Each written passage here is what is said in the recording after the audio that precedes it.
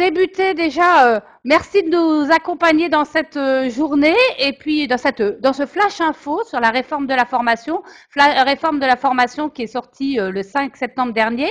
Est-ce que Christine, tu peux nous dire justement où on en est de la réforme et quelles sont les étapes qui vont venir encore? Tout à fait. Ben, d'abord, bonjour à tous et à toutes. Hein. Donc, j'ai mis le monsieur d'abord parce qu'il est tout seul. Donc, grand merci d'être là. Alors, effectivement, où on en est de cette réforme, ben, la loi, comme vous avez dû le voir ou l'entendre, donc est sortie le 5 septembre 2018. Elle a été promulguée par notre président de la République hein, et elle a été ensuite publiée au journal officiel le 6 septembre.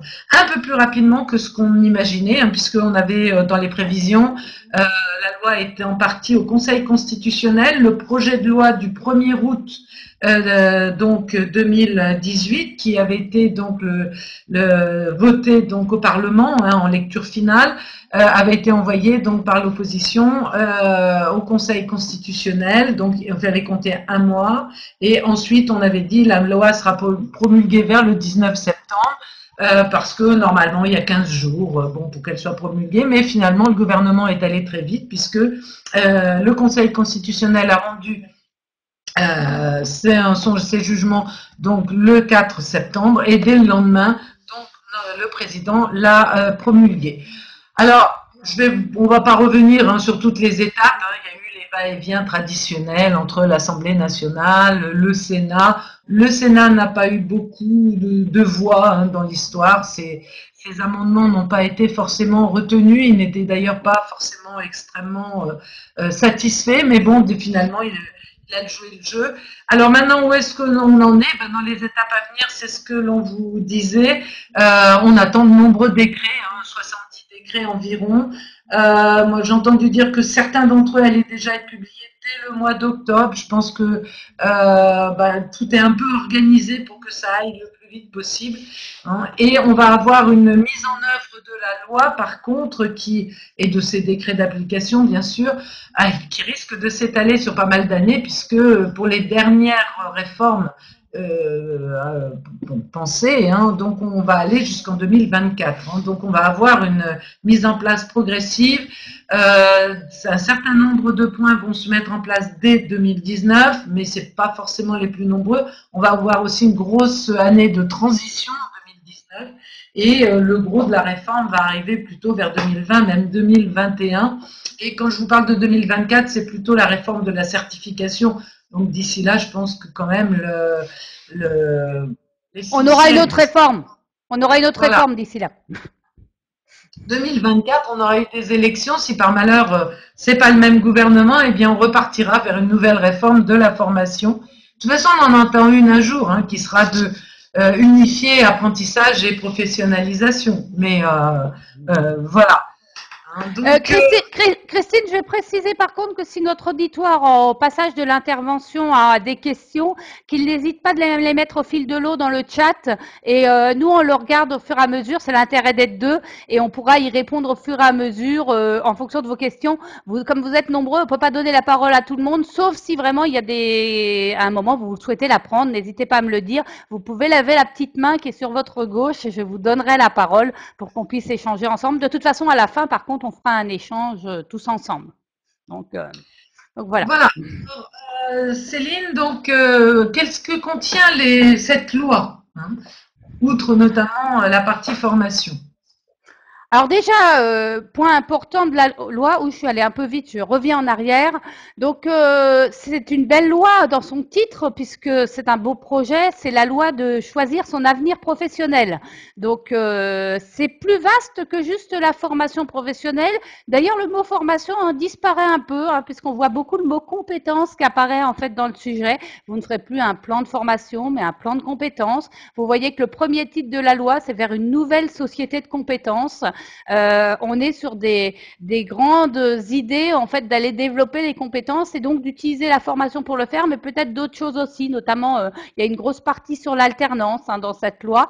Et puis juste pour le dire, mais nous on n'en parlera pas du tout parce que c'est pas le sujet du jour, mais dans la loi il y a aussi une grosse partie sur l'indemnisation chômage, donc sur l'assurance chômage. Et ensuite, comme dans beaucoup de lois en ce moment, malheureusement, en fait il y a une espèce de fourre-tout. On va mettre plein de sujets, dont l'égalité homme-femme, le handicap, voilà, d'autres thèmes qui sont apparus en plein milieu de la loi et donc en fait qui sont rajoutés dans cette liberté de choisir son avenir professionnel. Cette loi, elle s'applique déjà aujourd'hui, même si, comme l'a dit Christine, il y a beaucoup de choses en 2019, puisqu'elle a été, elle a été promulguée le 5 et en fait publiée au journal officiel le 5. Et donc derrière, en fait, elle s'applique dès le lendemain du journal officiel, donc depuis le 6 septembre. Donc en fait, on peut dire qu'elle doit déjà s'appliquer. Bon, vous allez le voir, beaucoup de décrets manquent et donc il y a plein de points sur lesquels on ne pourra pas mettre en œuvre tout de suite à la chose. Alors Oui. justement, Christine, quels sont les gros changements, et peut-être déjà la première grosse frustration qu'on aura d'ailleurs, quels sont les gros changements en termes de financement? Alors, en termes de financement, donc on va rester un petit peu sur la même logique que celle qui est actuelle, à savoir un plan de formation à la charge de l'entreprise, donc qui a l'obligation donc de former ses salariés et donc de financer elle-même, hein, directement ou si elle avait le choix donc directement les actions de formation de ses salariés. Et à côté, donc on a une contribution unique, dite unique, mais qui est une fausse contribution unique puisque elle se scinde en deux. On a d'un côté la contribution formation et de l'autre côté la contribution taxe d'apprentissage. Alors pourquoi elle se scinde en deux? Il y a eu des évolutions. Ceux ou celles d'entre vous qui auriez assisté aux autres flash info ont eu des informations différentes, notamment en avril sur le financement. Tout ça c'est du passé, donc ça a été à la fois simplifié et pas mal modifié.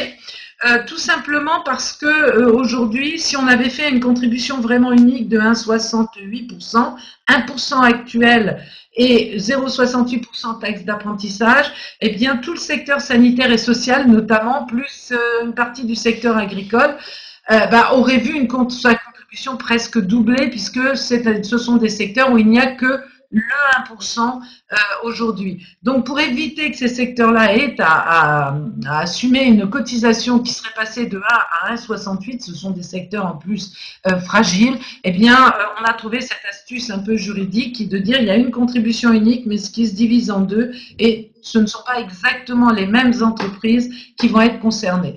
C'est là que c'est encore rigolo parce que le droit français crée une contribution unique qui se divise en deux. On n'a encore jamais vu ça, mais bon. Et ça se gérait de manière quand même très différente. Normalement, cette contribution unique à hauteur de 1,60 serait complètement collectée par l'URSSAF dans un temps plus éloigné parce que ça sera pour 2020 ou 2021 dans la mesure où aujourd'hui l'URSSAF n'est pas habilité juridiquement parlant à collecter les fonds de la formation continue. Donc il y aura une ordonnance en attente par rapport à ça, c'est d'où la période transitoire.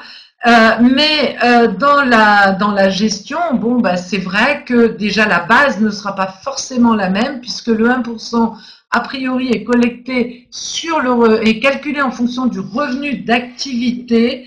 Alors là, le revenu d'activité, on va pas aller dans le détail, mais je vous renvoie au code de la sécurité sociale qui a un gros paragraphe qui explique tout ce qui rentre dans un revenu d'activité. Pour résumer, le revenu d'activité est beaucoup plus large que la simple masse salariale brute. Donc, on ne change pas le taux, on élargit la base. Donc, logiquement, notamment dans les secteurs où les dirigeants ne sont pas salariés, ça va provoquer une grosse augmentation de cette contribution 1%. Oui, c'est surtout pour les indépendants que ça risque de jouer. Ils sont fortement mis à contribution.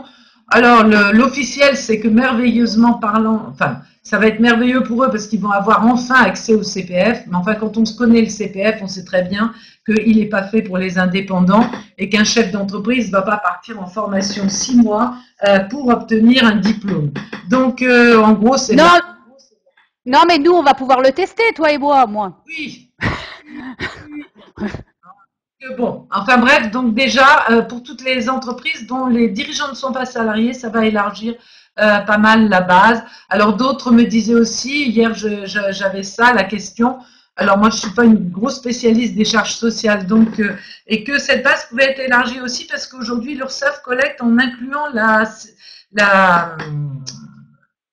ah, La CSG, la CSG? la voilà. Et donc la question c'était est-ce que cette CSG, qui maintenant sert de base à l'URSSAF, va faire partie du 1% du revenu d'activité? C'est peut-être possible, hein, parce que bon, voilà.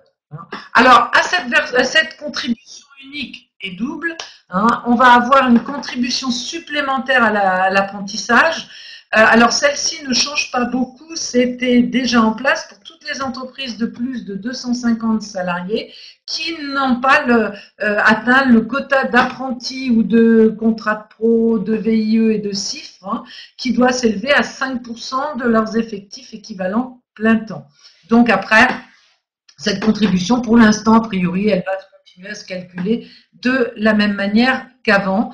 Et puis, on a une nouvelle contribution, mais attention, qui remplace une ancienne, donc pas de panique, qui est le 1% CPF des CDD. Les CDD sont déjà imposés pour le CPF au travers du 1% contribution unique, mais c'était l'ancien CIF CDD 1%, donc on garde la contribution, elle n'est ni enlevée ni doublée, hein, donc le 1% CIF CDD disparaît, remplacé par le 1% CPF des CDD. Donc en résumé, les taux ne bougent pas. On reste à 1% à verser sur la masse salariale globale plus 1% sur la masse salariale CDD. C'était la même chose qu'avant. Ça ne sera pas collecté par la même personne. Et c'est pareil pour l'apprentissage. On reste à 0,58 plus la CSA qu'on avait déjà en fait. On ne bouge pas. 0,68. 0,68, hein, Céline. Oh, allô. Donc on ne bouge pas. Vous m'entendez? J'ai l'impression que Christine a été bloquée. On n'entend plus. Céline? Christine, est-ce que tu es avec nous? Bon, tu reviens. Oui, tu reviens. Donc voilà. 0,68. On ne sait pas encore comment ça sera exactement collecté. C'est assez compliqué, mais on va pas rentrer dans ce détail maintenant. Hein. Alors, en général, de l'URSSAF, tout ça va aller à France Compétences. Hein. Qui est la nouvelle instance pilote de la formation professionnelle continue, un nouvel acteur qui regroupe un certain nombre d'acteurs. Et France Compétences, après, reverse à la fois aux OPCO et puis donc de manière à pouvoir financer à la Caisse des dépôts et consignations pour financer les CPF, pour financer l'alternance, le CEP, la formation des salariés des moins de 50 qui restent attachés quand même aux OPCO, la formation des demandeurs d'emploi. Donc voilà, on reste donc, URSSAF collectera, versera à France Compétences qui après reversera aux interlocuteurs concernés pour la gestion de cette contribution. Par contre, si vous notez bien dans le financement, il n'y a plus de période de professionnalisation, hein. Donc la période de professionnalisation disparaît. Dans les 1%, en fait, reste l'alternance, le CEP pour la formation éventuellement des moins de 50 pour leur plan de formation, les demandeurs d'emploi et le CPF, mais plus du tout de période de professionnalisation. Donc pour ceux qui avaient l'habitude de l'utiliser, eh ben, ça risque d'être compliqué. On aura une Pro A, mais c'est tout ce qui va faire, c'est pour des formations en alternance, pour des demandeurs, pour des niveaux très bas, des bas niveaux de qualification en niveau en dessous de 5 normalement. Donc on attend le décret. Donc voilà, alors Céline, que peux-tu nous dire ce que va devenir exactement le CPF? Alors c'est là qu'on l'attendait le plus. On attendait le plus en modification au niveau du CPF. C'est vrai que sur le CPF, des paritaires se sont battus. Ils ne voulaient pas du CPF monétarisé. Eh ben, il le sera quand même. Le gouvernement a décidé que c'était le Big Bang et donc il a décidé qu'on allait monétariser. Donc à partir du 1er janvier 2019, on devrait avoir un CPF monétarisé. Quand je dis on devrait avoir, c'est que les montants en fait ne sont pas encore dans la loi et elles seront fixées par décret et donc on attend en fait le montant. Ça sera d'ailleurs, on pourra le modifier d'ailleurs au fur et à mesure. Dans les 3 années, il pourrait y avoir des modifications de ces taux. C'est plus pour suivre en fait le niveau de vie. Hein. Ça, ne vous attendez pas à une augmentation énorme au quotidien. Donc on passera à 500 € qui seront versés par salarié et par an, avec un plafond de 5 000 euros. 50 000, ce serait bien, mais c'est que 5 000. Et ensuite, derrière, 800 € pour les salariés qui disposent d'aucune qualification ou qui sont seulement de niveau 5, avec un plafond à 8 000 euros. Donc, ça fait un montant nettement moindre que ce qu'avaient l'habitude des salariés d'utiliser et d'avoir au quotidien quand on le fait en heures. Hein. Avec les versements OPCA aujourd'hui qui étaient entre 20 et 60 € l'heure de CPF, on a une diminution très forte du montant que les salariés vont avoir. Ils s'en rendent pas forcément compte parce que eux, ils voyaient pas quels sont les coûts de la formation. Par contre, en tant que professionnel de la formation, on sait qu'avec 500 €, on peut pas se financer grand-chose quand on veut une formation tous les ans. En fait. Un e-learning. Oui, éventuellement, voilà. Mais une formation un peu plus longue durée, même une formation d'anglais ou une formation de bureautique à 500 €, pas très facile à obtenir. Ou alors, il va falloir que les offreurs diminuent très fortement leurs coûts, ce qu'ils n'ont pas tellement prévu de faire hein, dans ce qu'on entend aujourd'hui. Donc, autre point derrière, en fait, en termes de droits, les salariés à temps partiel, derrière, en fait, pourront bénéficier, s'ils travaillent plus de 50%, en fait, derrière du même montant. Donc, ils auront aussi 500 € ou s'ils sont bas niveau de qualification, 800 €. S'ils travaillent par contre moins de 50%, derrière, ça sera au prorata temporis. Donc, quelqu'un qui travaille par exemple à 40%, qui est travailleur à temps partiel à 40%, ça sera au prorata temporis. Quelqu'un qui travaille à 60%, il bénéficiera des 500 €.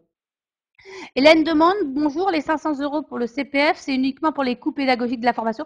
Alors là, ça sera pour la formation générale, bien sûr c'est pour les coûts pédagogiques, parce que l'individu, normalement, s'il décide de son fait de le faire, le fera hors temps de travail, donc il n'y aura pas de coût de rémunération. Alors si dans la question, il y a est-ce que c'est pour des frais annexes, ça n'a pas du tout été prévu en fait normalement, et sur la plateforme CPF aujourd'hui, c'est pas prévu. Donc oui, pour moi, c'est du pédagogique. Mais c'est pas précisé dans la loi telle que c'est écrit aujourd'hui. Donc c'est vrai que là-dessus, les collaborateurs risquent d'avoir des surprises hein, parce qu'ils n'imaginent pas du tout les coûts, ils ne se rendent pas du tout compte de temps en temps, même aussi que les frais de transport, etc., vont être à leur charge. Donc ça risque d'être des coûts énormes pour eux. Normalement, les travailleurs handicapés auront une majoration des droits et ça va être annoncé normalement par décret, donc on saura quels seront leurs droits complémentaires. Et derrière, certaines entreprises, alors ça par contre je suis un peu perplexe, auront la possibilité de faire un accord d'entreprise et un accord de groupe annonçant plus de sous. Par exemple, une entreprise pourrait annoncer que le salarié, il aura sur son CPF monétarisé 1 000 €, mais ce qui voudra dire que par contre c'est elle qui devra verser pour ses salariés les 500 € complémentaires. Je suis pas sûre qu'on va avoir tellement de bonne volonté sur le sujet et d'entreprises qui vont être motivées à mettre ça dans leurs accords. En tout cas, on n'en entend pas beaucoup parler aujourd'hui. Donc voilà, donc ça va changer hein, sur le marché parce que c'est d'ailleurs pour ça qu'entre guillemets en ce moment on a vous sentez peut-être une augmentation des demandes de vos salariés. Bon, ils sont pas toujours au courant, mais certains qui le sont commencent tout de suite à nous demander automatiquement derrière des informations complémentaires. Alors Muriel disait, est-ce qu'on peut avoir un abondement supplémentaire? Oui, ça on va le voir, hein, il y a possibilité d'abondement. En fait, ça va être possibilité justement de le faire par l'employeur, d'avoir plusieurs possibilités. Je vais d'abord répondre à une première autre question qui n'a pas été posée, mais qui souvent c'est la première posée, c'est qu'est-ce qu'on va faire des heures en fait qu'on avait déjà. Donc que ce soit les anciennes heures DIF ou que ce soit en fait les heures que vous aviez en fait au titre du CPF dans vos compteurs. Derrière ces heures, on va nous annoncer par décret un montant. Alors de nos dernières sources, le montant devrait, alors ça aussi entre 14,23 et 14,28. De temps en temps, on parle aussi de 14,25. Enfin, vous voyez, ça change pas tellement la donne.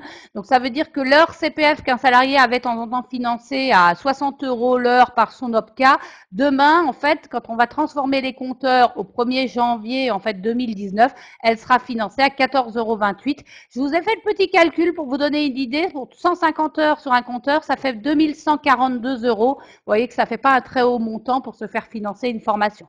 Donc, comme le dit Laurence et Muriel, il va falloir avoir des bons d'abondement à côté si le salarié veut derrière se financer une formation longue, parce que sinon, ça ne va pas lui financer grand-chose. Alors ensuite, point important sur le CPF, il est important de comprendre qu'en gros, on va avoir 3 types de CPF demain. En fait, avec le même outil, on va financer le CPF individuel, ça c'est le collaborateur qui, de son fait, décidera d'aller faire son CPF et là-dessus le fera en fait sur son temps libre, hein, sur son hors temps de travail. Et donc, c'est lui qui décidera, son employeur ne sera même pas au courant. On aura le CPF co-construit, c'est un accord avec l'employeur. On a décidé ensemble de faire un accord gagnant-gagnant et donc que l'employeur, bien sûr, cofinance une partie. Donc là, il faut trouver cet accord gagnant-gagnant, aux entreprises de trouver des idées, peut-être de travailler avec le collaborateur pour trouver des formations qu'on préconise en fait en CPF. Et ensuite, dernier CPF dont on va parler et qui va remplacer le fameux congé individuel de formation, c'est le CPF de transition qui derrière permettra justement de financer des formations longues et des formations de réorientation professionnelle, comme le faisait le CIF préalablement. Alors, grande question qu'on me pose, c'est étonnant d'ailleurs que vous ne me l'ayez pas posée, c'est qu'est-ce qu'on peut faire avec c'est la première question que se pose tout salarié quand on parle du CPF, hein, c'est qu'est-ce que je peux faire derrière avec ce CPF. Alors, Christine, est-ce que tu reprends le relais et tu nous dis justement ce qu'on peut faire avec ce CPF? J'ai l'impression que Christine, on l'a perdue. Elle a, l'argent l'aurait sorti, ce qui est bizarre. Qu'elle réessaye parce qu'en fait c'est bizarre. Mais il faut bah oui, dis-lui d'essayer de se reconnecter. Bah oui, bon, bon ben on va essayer de la retrouver. Je pense qu'elle va essayer de se reconnecter puisque c'est le seul moyen que nous on a pour la reconnecter. Bon, je propose de continuer en attendant puisqu'on a perdu Christine au passage. Les joies de la technique. Oui, Laurence nous met qu'on l'a perdue depuis 5 minutes. Oui, j'avais vu, mais je pensais que c'était elle qui s'était peut-être enlevée en termes de présence, parce que de temps en temps, on enlève la caméra parce que ça prend trop de place. Bon, c'est peut-être une histoire de bande passante de son côté. Bon, je continue donc sur les formations éligibles. On est sur la fin donc des listes.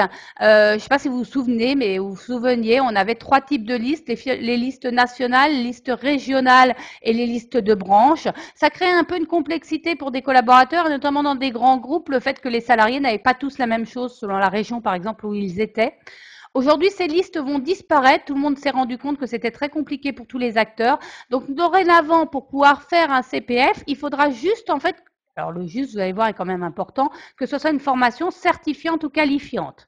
Ce qui veut dire une formation inscrite au registre national de la certification professionnelle ou alors juste un bloc de compétences inscrit dans une des formations inscrites dans ce registre du RNCP.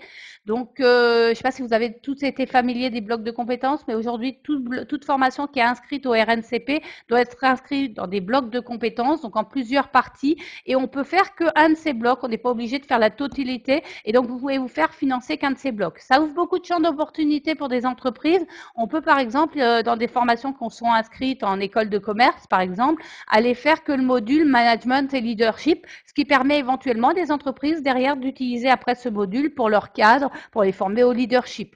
Donc, ça peut être des moyens et peut-être que demain, c'est la réflexion qu'on devra faire si on se lance dans des catalogues CPF. Il faut ensuite imaginer qu'on peut aussi faire une formation inscrite au répertoire spécifique. Alors là, le législateur a encore fait fort, c'est l'ancien inventaire. Donc, il nous change le nom. On s'était enfin habitué à dire qu'il y avait un autre deuxième registre après le RNCP, c'était l'inventaire qui permettait d'enregistrer les certifications professionnelles. Ben maintenant, ça sera le répertoire spécifique. Il faut s'habituer au nouveau nom. Vous pouvez toujours faire du socle de connaissances et de compétences. C'est le fameux CLEA pour les gens qui n'ont pas du tout de diplôme et qui peuvent ainsi intégrer un premier diplôme sur des connaissances de base. C'est à peu près le niveau certificat d'études. On peut se faire valider toutes les actions permettant de la VAE, ce qui est nouveau aussi, parce qu'avant, on ne pouvait se faire valider, on ne pouvait faire en CPF que l'accompagnement de la VAE. Maintenant, vous pouvez faire financer la totalité de la VAE, les droits d'inscription et l'accompagnement à la VAE. On peut se faire financer le bilan de compétences, c'était déjà le cas, le permis de conduire et le code également. Pour faire les véhicules légers, alors les véhicules légers, c'est la voiture, hein, pour ceux qui ne connaissent pas le jargon.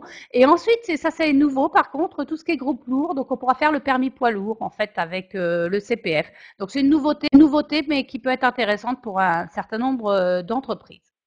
On peut se faire financer des actions de formation et d'accompagnement pour les créateurs et repreneurs d'entreprises. C'est pas non plus nouveau non plus. Et vous le savez peut-être moins, mais des actions de formation pour les bénévoles et les volontaires du service civique. C'est les fameuses heures financées en fait par le fameux compte d'engagement citoyen, le fameux CEC, puisque je ne sais pas si vous vous en souvenez, mais dans le compte personnel d'activité, vous avez votre compte personnel de formation, votre compte d'engagement citoyen, où vous avez des heures si vous êtes bénévole en association ou si vous êtes tuteur en apprentissage, et ensuite votre C2P ou votre CPP qui est le compte pénibilité, compte prévention de la pénibilité.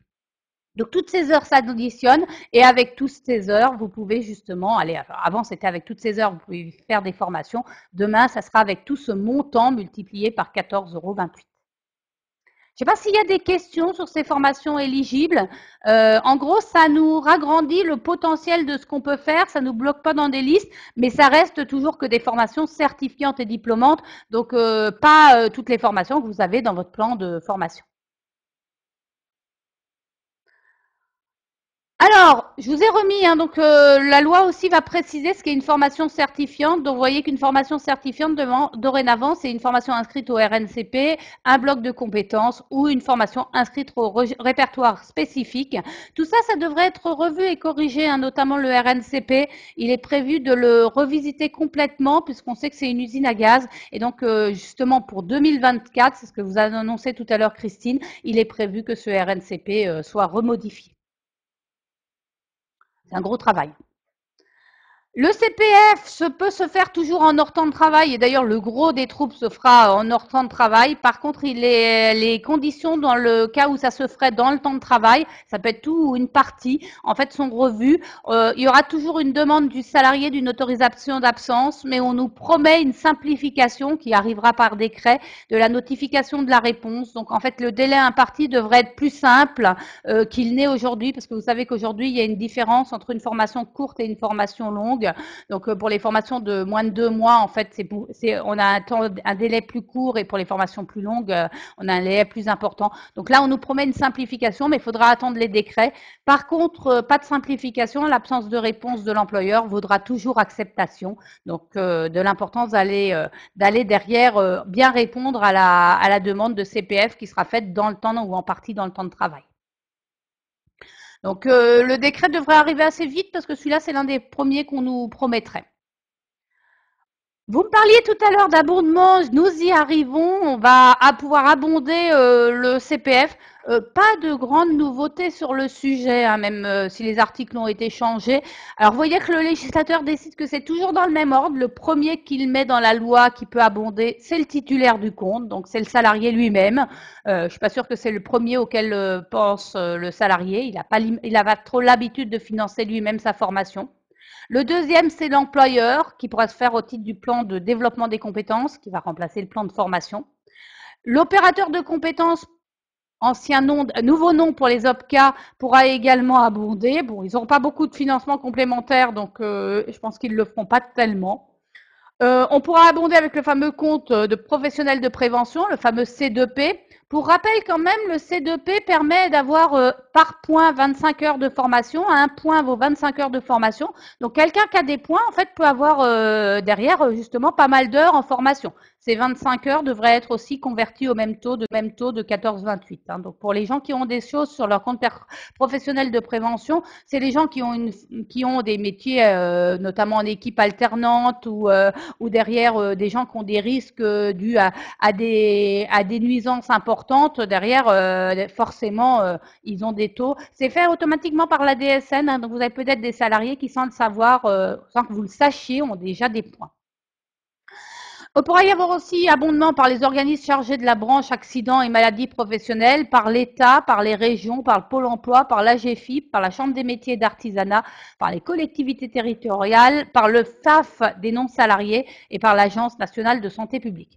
Ça, c'est tous ceux qui peuvent abonder. Encore faut-il que vous soyez bien sûr dans les clous. Par exemple, il faut être travailleur handicapé pour bénéficier d'une aide à l'AGFIP, être demandeur d'emploi pour bénéficier d'un financement chez Pôle emploi. Donc ça se fait pas comme ça, c'est pas aussi simple que ça. Vous pouvez aussi, bien sûr, avoir décidé en tant qu'employeur de faire un accord d'entreprise. Vous pouvez avoir un accord de branche qui vous oblige à un cofinancement. Tout ça, ça va devoir se mettre en place après. On a parlé des décrets, mais après la loi et les décrets viendront aussi les accords de branche et ensuite les accords d'entreprise. Ça nous promet une année 2019 assez riche en évolution. Autre petit point validé et qui va jouer pour ceux d'entre vous qui ne sont pas encore totalement au carré sur leurs entretiens professionnels. Les entretiens professionnels restent validés et là, alors attention, il y aura bien un récapitulatif à faire tous les 6 ans. Donc vous devez toujours, quelle que soit la taille de votre entreprise, faire l'entretien tous les 2 ans et faire le récapitulatif tous les 6 ans. Donc le récapitulatif reste le même que celui qui avait été précisé avant. Vous devez faire un récapitulatif avec les actions de formation réalisées dans les 6 ans, les actions de certification et de VAE réalisées dans les 6 ans et les évolutions salariales et professionnelles. Donc ça, c'est ce que disait la loi avant. Ça n'a pas bougé et c'est pour toutes les entreprises. Ce qui va bouger, par contre, c'est la sanction pour les entreprises de plus de 50 salariés qui n'auraient pas tenu leurs entretiens professionnels. En fait, ces entreprises devront faire les entretiens professionnels tous les 2 ans, l'état récapitulatif, mais aussi avoir fait bénéficier les salariés d'une formation dans les 6 ans. Et petite précision qui a été donnée, cette formation ne pourra pas être une action obligatoire. On reverra tout à l'heure ce qu'est l'action obligatoire. Le législateur l'a précisé et vous verrez qu'en gros, toutes les actions de sécurité, notamment, entrent dedans. Donc, si la seule formation qu'un de vos salariés a fait, c'est le CACES et l'habilitation électrique et qu'il était obligé de l'avoir par la loi, ça ne pourra pas être la seule formation réalisée. Vous serez vous serez responsable, et vous serez obligé de payer la sanction. Pour rappel, cette sanction, elle avait été fixée à 100 heures multipliées par 30 euros et donc le montant sera refixé. On ne parle pas de la modifier. Normalement, elle devrait rester la même et elle devrait rester aussi de 3 900 euros pour les salariés à temps partiel puisqu'il y a une petite augmentation pour ces salariés-là. Et point important, on aura toujours le doublement de cette sanction si derrière vous ne vous êtes pas déclaré. Parce que pour rappel, vous devez absolument vous déclarer au départ en tant qu'entreprise pour les salariés qui ont été fautifs. Enfin, vous êtes fautif plutôt, excusez-moi. Et derrière, si ça ne se passe mal, l'URSSAF viendra derrière et vous aurez un doublement de la peine. Donc voilà. Donc là-dessus, je ne sais pas s'il y a des questions parce que j'en ai souvent. Est-ce que vous avez des questions sur ce fameux entretien professionnel et sur les risques que vous courez? Donc je rajoute à importance aujourd'hui d'aller se mettre au carré sur les entretiens. Est-ce qu'on les a fait dans les temps?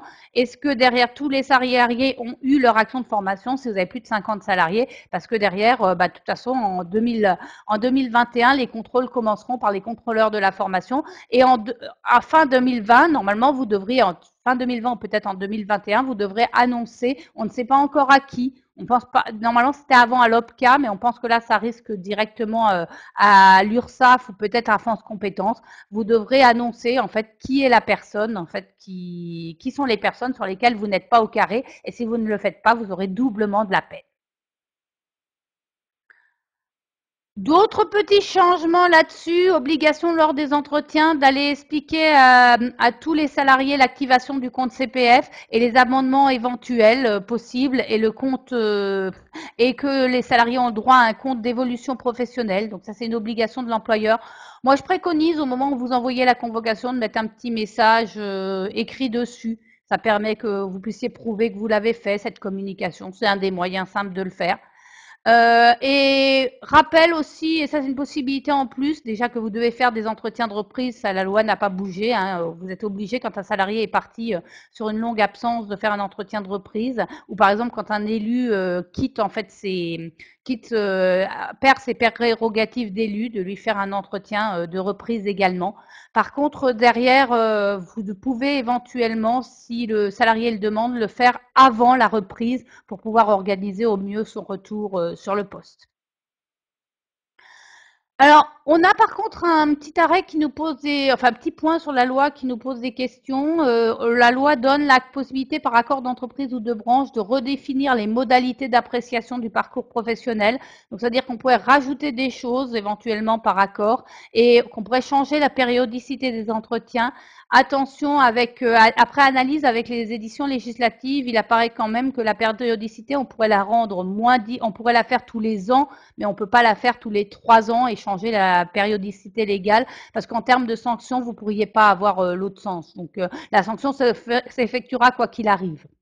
Donc, Muriel demande, dans l'obligation de formation, la pénalité est du même montant, même si l'entretien est effectué. Oui, oui, oui. La pénalité, c'est quoi que vous ayez fait. Donc déjà, si à la limite quelqu'un n'a pas fait ses entretiens, de toute façon, il a la pénalité. Donc le fait après d'aller faire l'action de formation n'a pas vraiment d'importance. Vous aurez de toute façon la même pénalité qui sera du même montant fixé.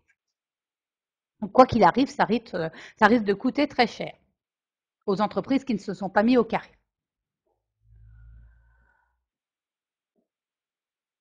Aussi intéressant et nouveau, mais qui n'arrivera pas tout de suite. Vous avez peut-être entendu parler du fameux TripAdvisor de la formation qui devrait arriver.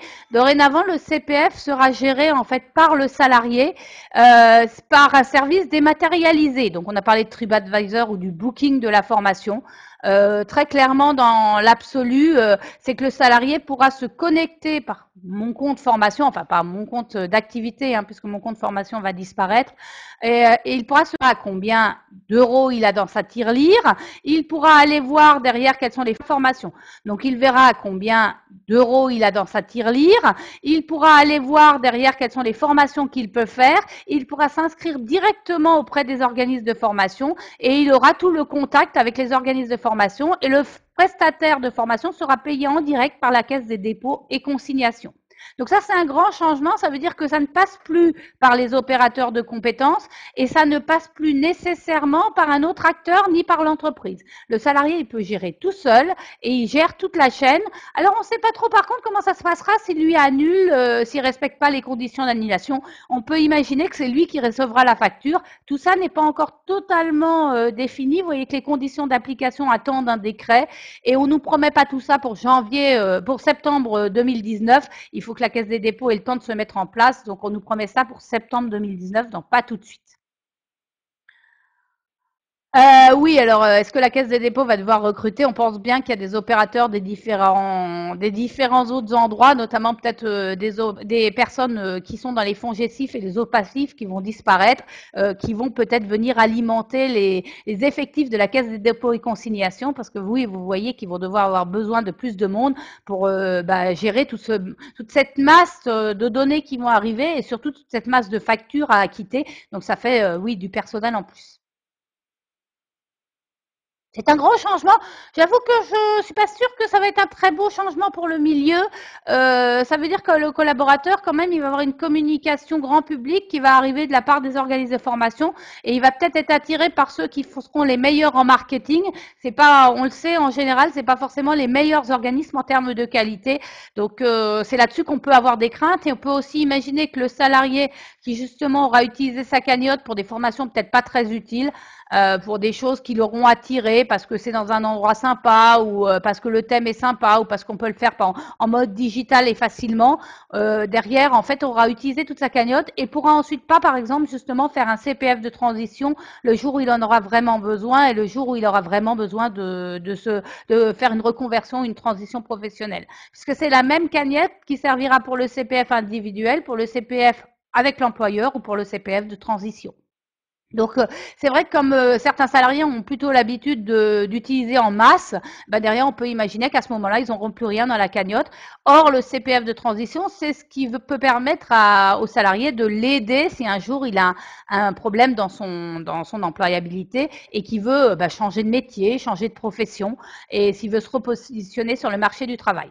Donc en gros, c'est ce qui va remplacer le CIF. Hein. Le CIF, sa mort est annoncée. Hein. Les CIF s'arrêteront le 31 décembre 2018.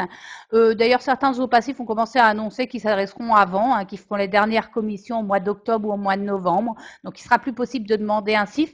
Bien sûr, tous les CIF qui auront débuté se termineront. Donc en fait, s'il a été accepté avant le 31 décembre 2018, le fonds GECIF Île-de-France et les autres OPACIF continueront à les gérer d'ici là. Mais à partir du 1er janvier 2019, on n'aura plus de CIF, on passera au CPF de transition. Alors, la différence, c'est que le salarié n'aura pas le choix. Il sera obligé de commencer par utiliser sa cagnotte, alors qu'aujourd'hui, il a la possibilité de la prendre ou de ne pas la prendre. Il pouvait ou pas utiliser son CPF. Demain, pas le choix. On commence par le premier financement, c'est le CPF. Et ensuite, il a la possibilité de demander un cofinancement par le biais justement de fonds complémentaires pour les frais pédagogiques et il aura une rémunération minimale. Alors attention, hein, c'est bien dit une rémunération minimale. Il n'est pas dit que toute sa rémunération sera financée, ce qui était quand même souvent le cas en CIF. Bon, certains avaient le droit qu'à 80%, notamment pour les cadres, on avait l'habitude. Mais là, on risque de partir sur une rémunération minimale, ça risque de faire des gros changements, notamment pour le public cadre. Et on sait notamment que plus par ce moyen-là qu'on pourra faire financer, par exemple, un MBA ou d'autres formations très coûteuses. Donc tout dépendra déjà de ce que la personne a dans sa cagnotte et tout dépendra aussi de ce que voudra donner la commission, puisque ça continuera à passer par une commission paritaire. Donc c'est toujours la même idée, hein, ça sera une commission où il y a la moitié des instances salariées et la moitié des instances patronales qui décideront si le salarié, on lui donne ou pas un financement supplémentaire en termes de rémunération ou en termes de fonds pour les frais pédagogiques et éventuellement pour des frais annexes. Donc tout ça se décidera en commission, on étudiera le projet bien entendu. Il y aura bien sûr, mais tout ça, on attend les décrets. Ça devrait ressembler un peu à ce qui se faisait en CIF. Une ancienneté minimale pour les salariés. On ne pourra pas avoir un CIF tout de suite. Sauf pour les travailleurs handicapés. Eux n'auront pas d'ancienneté minimale. Et pour les salariés ayant changé d'emploi au cours d'un licenciement économique, il n'y aura pas nécessairement d'ancienneté minimale. C'est un peu le changement. Ça, c'est plutôt positif, on va dire, dans l'idée. Donc après, toutes les conditions de versement, tout ça, on attend. On attend les décrets, on va avoir les informations plus tard. Et pareil, derrière, on sait par contre que ça sera assimilé à une période de travail, donc ça reste les mêmes règles du CIF. On pense quand même qu'il va y avoir beaucoup de règles du CIF qui vont être transposées pour le CPF de transition. Ça m'étonnerait qu'ils refassent le tout et qu'ils reprennent la copie d'une copie vierge, en fait. Donc, Myriam nous met que espérons que le CEP ne s'appelle pas Édouard le robot comme à la Poste. Non, normalement, les CEP devraient rester. D'ailleurs, peut-être que c'est comme ça que ça va sauver un peu le fonds GECIF et qu'il pourra garder une partie de son activité. Les conseillers en évolution professionnelle devraient rester des humains et devraient justement avoir plus de rôle dans l'orientation professionnelle. Donc, on devrait avoir toujours des individus qui le font. Par contre, les OPACIF ne seront plus des membres de droit, donc ils devront passer par en fait un appel d'offres pour pouvoir être sélectionnés en tant que conseiller en évolution professionnelle. Et il pourrait y avoir d'autres personnes dans les régions, notamment en Île-de-France, des gens qui travaillent déjà dans tout ce qui est orientation professionnelle, notamment la Cité des métiers qui se proposerait, qui pourrait être CEP également. Donc en fait, on pourrait étendre le champ des CEP, notamment pour qu'ils soient plus présents sur le territoire, parce que c'est vrai que par exemple en Île-de-France, quand vous êtes obligé d'aller voir votre CEP et d'aller à République, parce que c'est le seul endroit où on peut voir un conseiller en évolution professionnelle, pour les gens qui vivent dans le reste de l'Île-de-France, c'est un peu compliqué. Donc l'idée serait d'en mettre un peu plus sur les territoires. Donc voilà, je vous ai parlé de la commission paritaire interprofessionnelle régionale. On ne sait encore pas où elle sera exactement. Est-ce qu'elle appartiendra à France Compétences? Est-ce qu'elle sera plutôt dans un OPCO? Est-ce que elle sera vraiment à part? Qui la gérera? En fait, c'est pas encore totalement défini. On sait que France Compétences aura son mot à dire, mais ça devra être fixé par décret. Et on sait par contre que ce seront des représentants des instances salariées et des instances patronales à égalité. qui fixera donc combien on va donner. Mais ça change pas trop, hein. C'était déjà le cas en CIF, hein, donc ça modifie pas tant la donne que ça. Et ça devrait être à peu près les mêmes d'ailleurs qui appartenaient aux commissions CIF, qui appartiendront à la commission paritaire interprofessionnelle régionale. Donc pas grand changement, hein, on va dire un remarketing. Et puis le gros changement, si, pour les OPACIF qui, eux, vont disparaître. Donc ça nous fait un acteur en moins. Grand changement par contre est attendu depuis longtemps, l'action de formation qui va être revisitée. On avait une définition qui datait de 1971, donc qui était un peu vieillotte, qui prenait une action de formation comme étant absolument un programme avec des objectifs dans un cadre donné, avec obligation d'une feuille de présence, etc. Elle convenait pas dans beaucoup de cas, notamment pour du digital ou pour d'autres actions. Donc elle est enfin revisitée, on le demandait en tant qu'expert depuis des années. Donc là, on va la revisiter complètement. L'action de formation sera dorénavant un parcours pédagogique permettant d'atteindre un objectif professionnel. Donc c'est assez intéressant comme définition parce que ça donne la possibilité aussi de faire une action en plusieurs étapes, notamment comme on le fait en digital, 1 heure, 2 heures, et puis après finalement ça fait un parcours de plusieurs heures. Et on part de l'idée qu'il faut atteindre un objectif professionnel, donc pas qu'un objectif pédagogique, d'atteindre un résultat dans l'entreprise. Donc ça, je trouve ça plutôt intéressant. On a un vrai lien avec la gestion des compétences et le lien d'atteindre une compétence acquise. Donc c'est vrai que ça peut être intéressant. Je mets tout de suite le bémol. En fait, on aura des contraintes qui seront liées, mais qui ne sont pas encore données par la loi et qui seront données en décret. Donc, n'imaginons pas en fait qu'on pourra tout faire là-dedans. On a tout entendu. Est-ce que le coaching sera dedans? Est-ce que les actions de co-développement seront dedans? Est-ce qu'on pourra mettre les conférences? Tout ça, ça pourrait l'ouvrir, hein, on peut l'imaginer. À date, c'est absolument pas écrit dans la loi. Et tant qu'on n'a pas le décret qui précise quelles seront les limites d'une action de formation et quel sera vraiment le cadre juridique, on ne peut pas vraiment aller vraiment se faire une opinion. On sait par contre qu'on pourra le faire en partie à distance, donc la loi revalide le digital, et on sait qu'on pourra le faire en situation de travail. C'est les fameuses formations en situation de travail, vous avez peut-être entendu parler, les fameuses FEST qui vont pouvoir être mises en place. C'est assez intéressant, ça veut dire qu'en gros un individu qu'on forme sur le poste, si on a décrit en fait sur quelles compétences on travaille et comment il doit le réaliser, et qu'il y a un observateur qui est là pour valider qu'il sait le faire, un peu comme un tuteur, comme on le fait en apprentissage, et qu'on a mis en forme tout ça, et ben derrière, ça peut être considéré comme de la formation professionnelle, d'où la fameuse formation qu'on pourrait d'ailleurs faire tous les 6 ans pour l'entretien professionnel. Donc cette nouvelle action de formation, on va vraiment suivre avec les décrets ce qu'elle va devenir. Est-ce que par exemple, on devra encore faire demain ou pas des listes de présence? Est-ce que derrière, on fera toujours la validation de l'assiduité comme on doit le faire, comme l'avait dit aujourd'hui en mode digital? Tout ça, ben, ça va être revu et corrigé par le décret à venir. Mais ça va changer la donne et ça va changer nos plans de formation parce que si par exemple le coaching devient de la formation, ben, ça peut devenir intéressant dans la façon de financer. On sait par contre qu'on sera toujours obligé de faire des conventions de formation entre organismes de formation et acheteurs, mais qu'on reverra aussi par décret les conditions de ces actions. Autre point qui disparaît, j'avoue que ça c'est pas une mauvaise nouvelle non plus, on nous enlève en fait les catégories. Alors attention, c'est pas les catégories du plan de formation, ça on y reviendra tout à l'heure, mais c'est que dans la loi, il y avait toute une catégorisation des actions de formation qui était une espèce de liste à l'après-vert qui ne servait à personne et qui datait de 1971, avec encore d'ailleurs des choses comme la radioprotection qui était exposée dedans, mais on nous en avait rajouté récemment sur l'égalité homme-femme, sur le développement durable. Toute cette liste, elle disparaît. On n'est plus là obligé d'avoir ce champ-là et cette nature de la formation sur nos conventions de formation. Et dorénavant, en fait, il suffit que ce soit une action de formation, un bilan de compétences, une action de VAE ou une action d'apprentissage pour que ça soit considéré comme de la formation professionnelle. Donc, ça simplifie un peu la donne, notamment pour les organismes de formation qui vont pouvoir enlever cette nature ou cette typologie de leur convention de formation. Et pour vous, entreprise, sur le fait qu'en gros, vous n'avez plus besoin de réfléchir à cette catégorisation. C'est une simplification. Pour une fois qu'on simplifie en droit, c'est intéressant de le noter.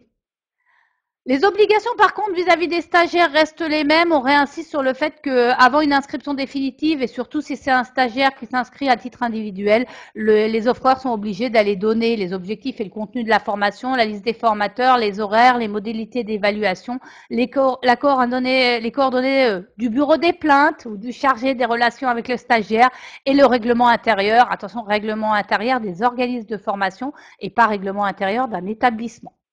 Tout ça, c'était déjà vrai. Hein. C'est juste revalidé, ça ne change pas dans la chose.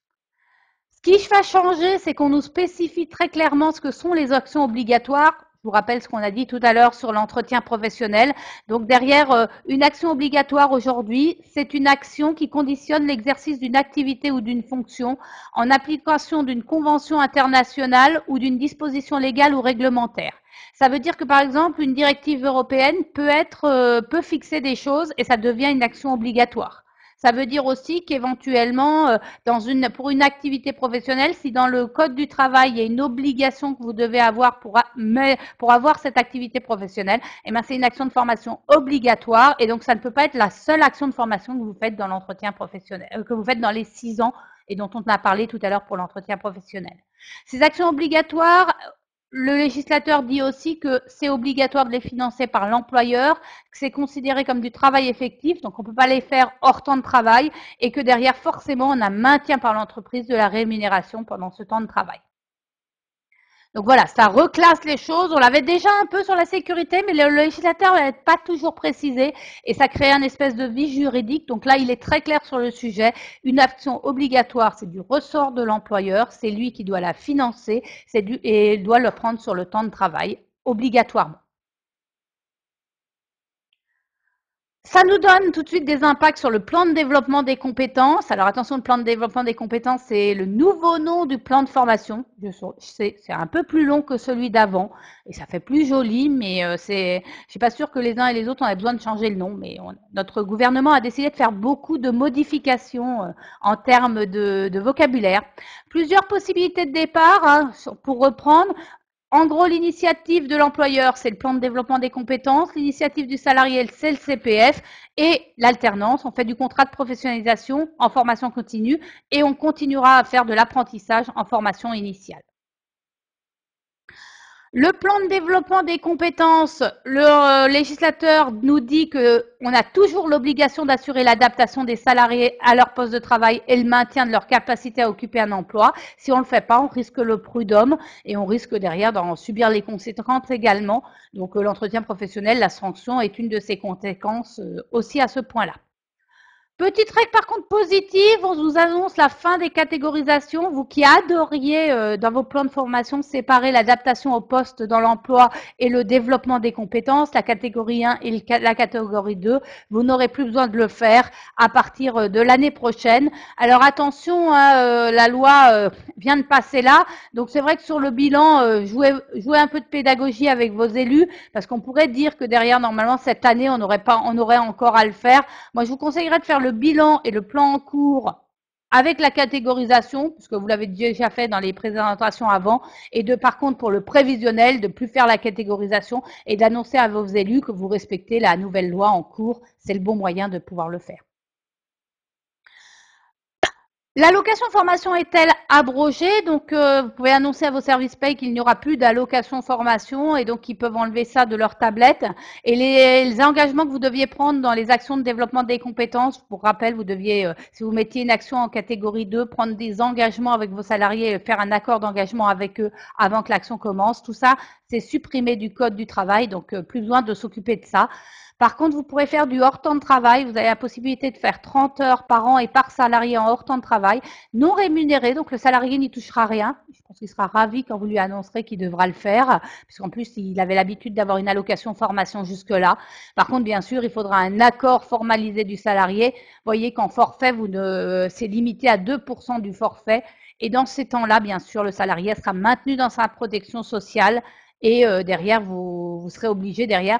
Le petit point qui reste encore négatif, c'est que la loi dit que le salarié pourra dénoncer l'accord, donc il pourra vous signer un accord et après revenir dessus Heureusement, on devrait avoir des explications de ce point-là sur le décret qui devrait nous dire comment on le fait, comment on formalise l'accord, dans quelle durée, dans quel terme et comment le salarié dénonce son accord parce que vous voyez que ça complique un peu les choses. Bon, possibilité, hein, bien sûr, avec accord de branche et accord d'entreprise, de définir éventuellement des limites d'heures et puis éventuellement des contreparties que vous voudriez mettre. Vous pourriez imaginer même des contreparties en frais de garde, nous dit la loi. Je pense que vous seriez ravis d'aller gérer les frais de garde de vos employés. Pas sûr qu'on va avoir beaucoup de demandes de ce côté-là. Je l'ai déjà annoncé, mais je réannonce. C'est une mauvaise nouvelle pour beaucoup d'entreprises. C'est la fin de la période de professionnalisation. Donc, pour ceux qui avaient l'habitude d'en toucher des belles sommes, elle sera remplacée par ce qu'on appelle les actions de reconversion ou de promotion par l'alternance. Vous avez peut-être entendu parler, c'est la Pro-A. C'est l'autre nom qu'avait donné la ministre, en fait, quand elle en a parlé. Donc, ça sera pour des salariés pour leur permettre absolument de changer de métier ou de profession ou de bénéficier d'une promotion sociale ou professionnelle par des actions de formation.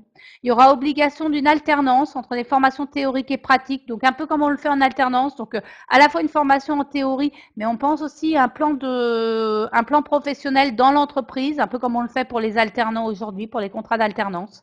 Donc ça veut dire que ça nécessitera une très grosse formalisation. On devrait savoir pour quel salarié, mais le décret annoncé nous annonce en fait que ce serait pour les salariés qui seraient en dessous du niveau 4 ou du niveau 5. On n'est même pas sûr que le niveau 4 sera dedans. Donc en gros, c'est vraiment pour des salariés à bas niveau de qualification.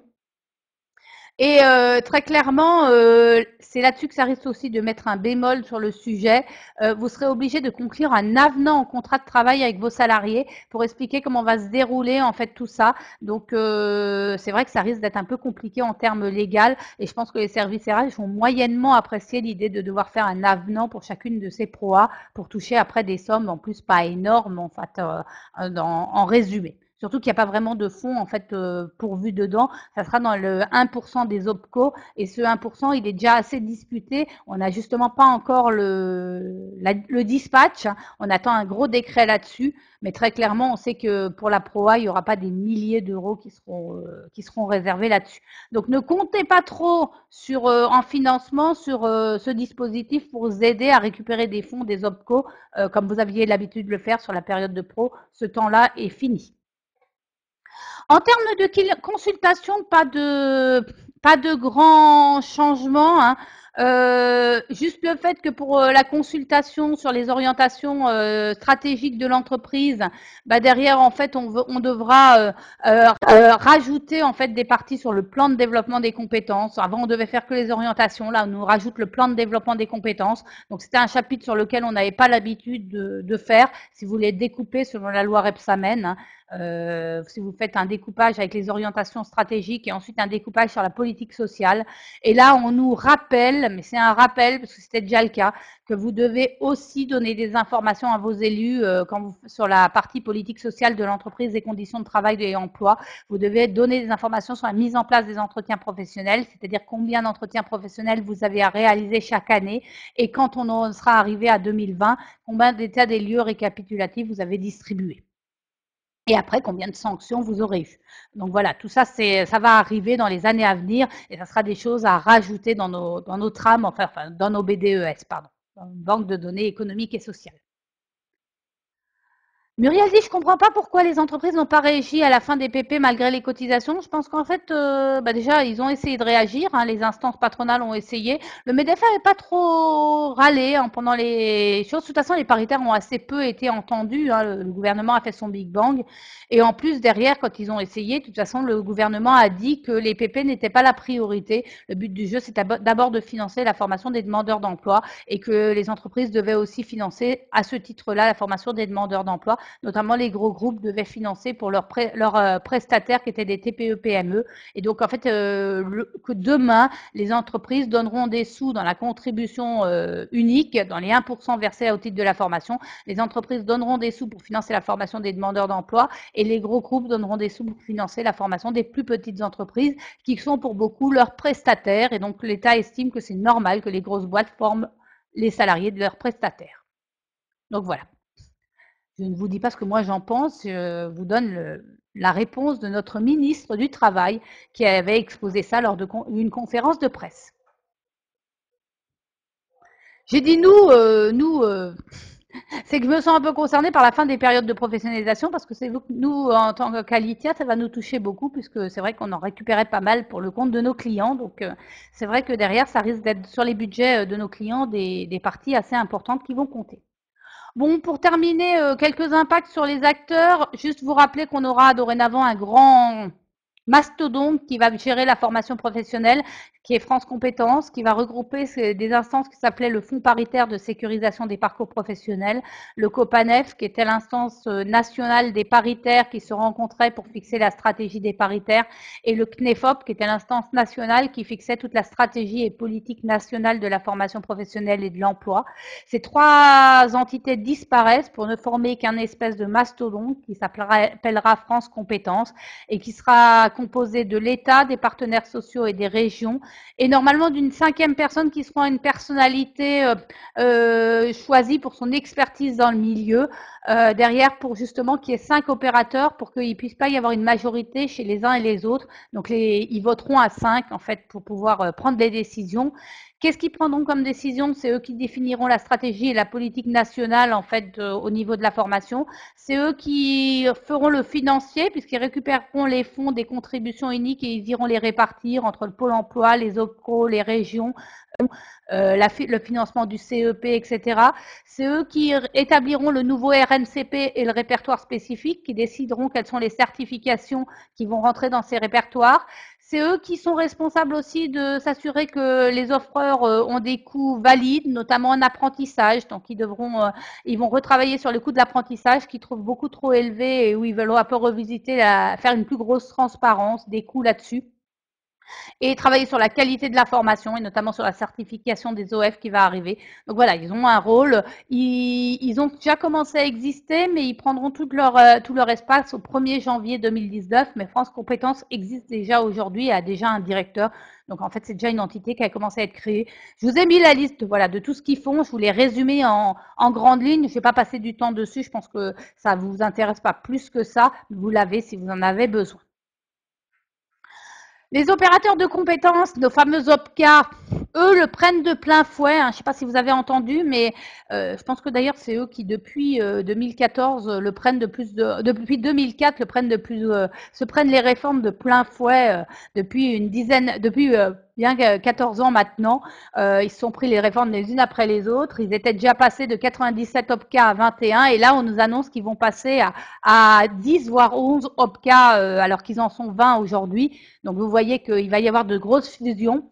On nous annonce que c'est pas eux qui décideront un peu comment se font les fusions parce qu'un des rapports qui vient de sortir et que le ministère voudrait suivre, c'est de les découper par filières, métiers.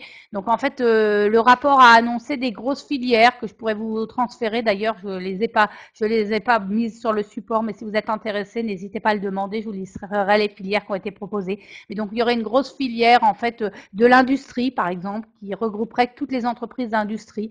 Après une filière du commerce qui regrouperait toutes les entreprises du commerce.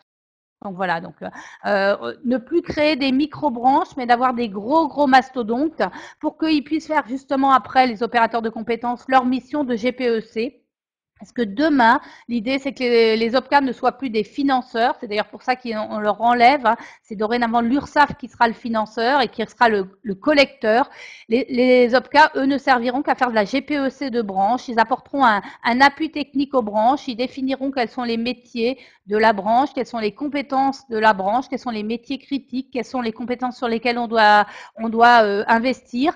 Ils essaieront de faire le lien avec l'apprentissage, justement que dans les contrats d'apprentissage et de professionnalisation, on forme par rapport aux besoins des entreprises, donc être beaucoup plus proche dans les contenus des formations par rapport aux besoins de ce qu'ont besoin les entreprises. Je disais aussi une plus grosse transparence des coûts, c'est à eux de gérer aussi ce côté-là, puisque c'est eux qui vont à terme gérer tout le financement des contrats d'apprentissage et de professionnalisation. Donc à terme, la CCI va perdre ce rôle-là. Ils vont encore l'avoir l'année prochaine, mais c'est la dernière année où ils devraient l'avoir. Quand l'URSSAF collectera, la CCI n'aura plus le rôle des contrats d'apprentissage, ce sera votre premier contact, ça sera l'opérateur de compétences. Et ils devront travailler en lien avec les TPE-PME et faire un gros impact pour que eux fassent des plans de formation. Vous voyez, ils changent vraiment de rôle. Je pense que c'est eux qui vont avoir pas mal de rôle à faire sur cet aspect-là. Donc voilà, ils pourront prendre en charge, vous voyez, la liste a été donnée, les formations pour les salariés de moins de 50, mais pas pour les plus de 50. Il y aura plus de formation pour celles-là. Les contrats d'apprentissage et de professionnalisation, les dépenses afférentes à la formation et aux tuteurs et aux maîtres d'apprentissage. Donc c'est la fonction tutorale, hein, telle qu'on a l'habitude de la financer, mais ils le feront aussi pour les maîtres d'apprentissage. Les actions de reconversion ou de promotion par l'alternance et les coûts de formation engagés pour faire face à des grandes difficultés. Donc, ils pourront aider ainsi, par exemple, une entreprise est en difficulté, mais il faut qu'elle soit en difficulté à ce moment-là. Donc, ça limite hein, par rapport à ce qu'ils faisaient aujourd'hui. Le CEP, je vous en ai déjà parlé, hein, on le conserve et il garde sa place, il restera gratuit malgré ce qui avait été dit à un moment. Et derrière, en fait, tout va être revu. On va revoir un cahier des charges sur ce qu'il doit faire, comment ça doit être fait. Et il y aura ce fameux appel d'offres dont je vous ai parlé précédemment. Je ne reviens pas sur la question, sauf si vous en avez ensuite des questions. Bien le dernier grand changement, mais qui ne va pas se faire tout de suite, mais qui va être énorme pour les organismes de formation. Tout organisme de formation devra être certifié qualité, donc plus que le Datadoc. Hein. Certains avaient déjà trouvé que le Datadoc était compliqué. Maintenant, ils vont devoir passer à la certification qualité. Donc, tout ça va nous être expliqué. Ça doit se faire pour le 1er janvier 2021. Donc, c'est quand même pas tout de suite. Mais s'ils veulent bénéficier de financement par l'un des acteurs dont je vous ai mis la liste, eh bien derrière, ils devront avoir cette certification qualité. Le fait d'être au Datadoc ne suffira plus. Alors, on ne sait pas ce que va devenir le Datadoc. Est-ce que le Datadoc va pouvoir se transformer en certification qualité et on va lui faire passer un pas complémentaire ou est-ce que derrière, ça va être supprimé On n'en sait rien. Les OPCA, bien sûr, militent pour que ça reste à savoir ce que ça va être dans le temps. On n'a pas d'idée aujourd'hui. Voilà, j'en ai à peu près fini avec ce que je pouvais vous raconter sur les grands points de ce projet de loi, cette loi qui est sortie. Je veux absolument que ça soit un projet à force d'avoir dit plusieurs années de suite, plusieurs mois de suite. Donc, je suis à l'écoute de vos questions, de vos remarques, de vos interrogations, si vous en avez. Je peux même vous donner la parole si vous le souhaitez.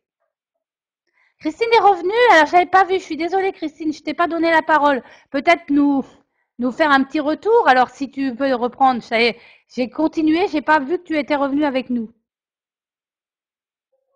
Ah, elle est peut-être ressortie entre-temps. Non, là, voilà.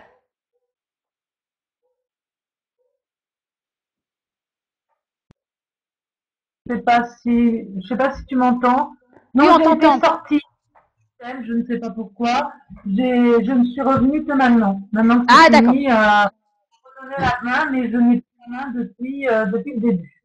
Donc, Bon. je m'excuse auprès des participants, mais c'est la technicité et je ne sais pas pourquoi. C'est la première fois que ça arrive. Bah oui, c'est ça. C'était interdite de caméra et vous êtes interdite de vidéo. Bon, Voilà. ben là, tu devras te rattraper lors du prochain Flash Info. En fait, pour les décrets, je parlerai moins et je te laisserai plus la parole. Et non, vous ne pouvez pas me la donner la parole, hein, de toute façon, puisque j'ai été interdite par la machine. Donc voilà. Non, non, mais je te Avec la donnerai. les- Résultat, je te la donnerai plus la prochaine fois. oui. Voilà, ben, néanmoins, bon, ben, j'ai suivi et Céline ne vous a pas raconté de bêtises, donc tout va bien. Voilà. Donc, bon, de toute façon, on a une lecture conjointe en général, donc, donc voilà. Ben, merci à tous pour votre écoute. Apparemment, ils ne semblent pas avoir de questions. Vendredi, pas mal d'autres obligations, ce que je comprends, en cette période chargée qu'est le mois de septembre. Donc, merci à tous pour votre participation active. Et puis, on se tient au courant pour le prochain Flash Info du mois d'octobre. On espère avoir pas mal de décrets qui, d'ici là, arriveront.